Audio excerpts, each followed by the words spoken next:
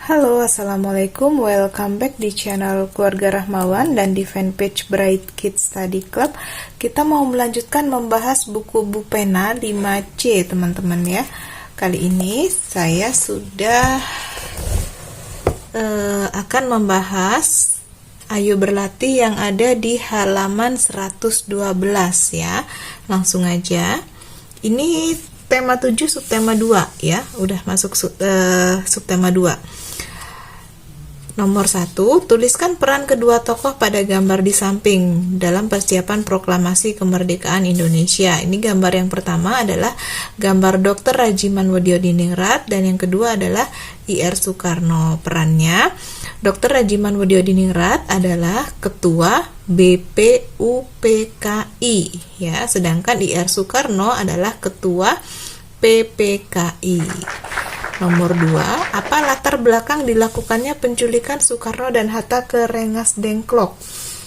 Karena golongan muda tidak setuju dengan golongan tua yang menolak alasan proklamasi harus dipersiapkan dengan matang.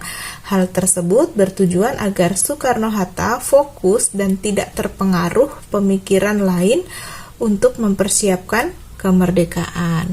Lalu nomor 3, tuliskan peristiwa yang terjadi di Rengas Dengklok. Nah, untuk peristiwa yang terjadi di Rengas Dengklok ini, teman-teman bisa lihat dari bacaan di sini ya, di halaman sebelumnya 111 ya. Ini peristiwa Rengas Dengklok. Pengeboman kota Hiroshima pada tanggal 6 Agustus 1945 dan Nagasaki pada 9 Agustus 1945 menyebabkan Jepang mengalami kekalahan dan pemerintah Jepang di Indonesia mengalami kekosongan. Lalu golongan muda mendesak untuk segera melaksanakan proklamasi kemerdekaan Indonesia.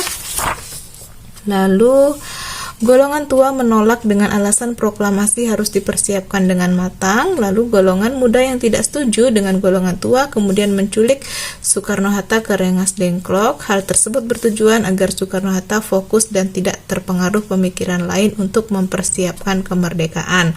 Itu ya untuk jawaban nomor 3. Teman-teman bisa tulis semua, itu rangkaian peristiwa yang terjadi di Rengas Dengklok. Lalu nomor 4, apa tujuan para golongan muda menculik Soekarno-Hatta ke Rengas Dengklok? Ini juga di sini jawabannya ya, tujuannya adalah agar Soekarno dan Hatta fokus dan tidak terpengaruh pemikiran lain untuk mempersiapkan kemerdekaan. Oke, kita lanjut ke halaman 113 ya. Ini halaman 113, Ayo Berlatih yang ada di halaman 113. Bacalah teks berikut dengan seksama ya. Ini tentang peristiwa pembacaan teks proklamasi. Sejak Jumat pagi, tanggal 17 Agustus 1945, rakyat Indonesia berkumpul di rumah Soekarno. Mereka ingin menyaksikan pembacaan teks proklamasi. Semua orang mempersiapkan pembacaan naskah proklamasi. S. Suhud mempersiapkan bambu sebagai tiang bendera, sementara itu Ibu Fatmawati menjahit bendera merah putih. Naskah proklamasi dibacakan pukul 10.00 WIB. Setelah itu S. Suhud dan Latif Hendraningrat mengibarkan bendera merah putih. Pengibaran bendera merah putih tersebut diiringi lagu Indonesia Raya yang dinyanyikan oleh semua hadirin. Setelah pengibaran bendera, Wali Kota Suwiryo dan Dr. Muwardi turut memberikan sambutan. Seluruh rangkaian acara tersebut disiarkan langsung ke seluruh Nusantara melalui RRI, yaitu Radio Republik Indonesia.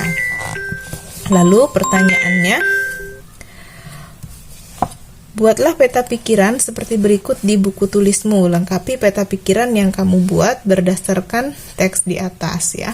Ini peta pikiran dari teks di atas tentang pembacaan teks proklamasi. Waktu pembacaan Jumat 17 Agustus 1945 pukul 10 WIB. Lalu tokoh yang terlibat seperti yang ditulis di atas ya, S. Suhud, Ibu Fatmawati, Latif Hendraningrat, Dr. Muwardi, dan Wali Kota Suwiryo. Tujuan pembacaan untuk mencapai kemerdekaan dan cara menyebarkan berita proklamasi adalah melalui RRI, Radio Republik Indonesia. Tempat pembacaannya di rumah Ir Soekarno. Oke, sudah selesai teman-teman ya. Kita lanjut ke halaman 114 ya, 114 nih. Perhatikan gambar berikut, isilah dengan jawaban yang tepat sesuai gambar tersebut ya.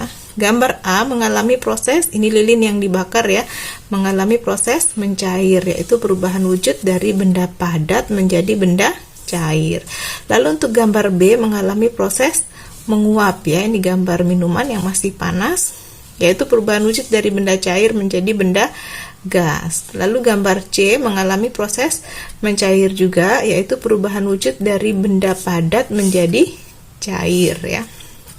Es krim yang meleleh ini karena dibiarkan di ruangan terbuka. Lalu yang D, bandingkan ketiga gambar tersebut dengan teliti. Menurutmu benda mana yang dapat mengalami perubahan kembali menjadi wujud semula?